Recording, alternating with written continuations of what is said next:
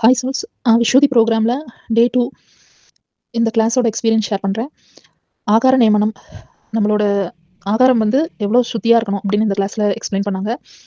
நம்ம சத்துவ குணம் இருக்கிற ஆகாரமா எடுத்துக்கிட்டா, நம்மளோட உடம்பும் லைட்டா இருக்கும். அதே நேரத்தில நம்மளுடைய அறிவும் வந்து ரொம்ப தெளிவானதா இருக்கும் அப்படின்னு இந்த கிளாஸ்ல புரிஞ்சுக்கிட்டேன். சத்துவ குணகமான ஆகாரங்கள் வந்து காய்கறிகள், அதுக்கப்புறம் கீரை வகைகள், அ இன்னும் சிறுதானியங்கள் அதெல்லாம். இதில வந்து தமோ குணமுடைய உணவுகள்னு பார்த்தீங்கன்னா, பழைய உணவுகள், அதுக்கப்புறம் ரொம்ப அ ஊசி போனது அந்த மாரி சொல்றாங்க. அதுக்கப்புறம் நேத்து சமைச்சது, அந்த மாதிரி உணவுகள நம்ம எடுத்துக்கும்போது என்ன ஆகுதுன்னா, நம்மளுக்கு வந்து சோம்பேறித்தனமும், தூக்கமும் வருது. ரஜோ குணமுள்ள ஆகாரங்கள், ரொம்ப ஆர்டிஃபிஷியல் கலர்ஸு, ஃப்ரை பண்ணது, அதிகமான காரம் இத வந்து எடுத்துக்கும்போது என்னன்னா, அ நம்மளுடைய மனசு வந்து சிற்றின்பத்த நோக்கி போது. அதே நேரம் வந்து நம்மளுக்கு கோவம், காமம் இந்த மாதிரி எண்ணங்கள்லாம் வருது.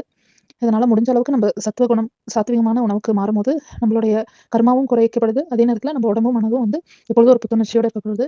விஸ்வதி ப்ரோகிராம்ல 2வது நாளே இந்த ஆகார நியமனம் பத்தி எக்ஸ்ப்ளைன் பண்ணதுக்கு ரொம்ப நன்றிம்மா. Thank you.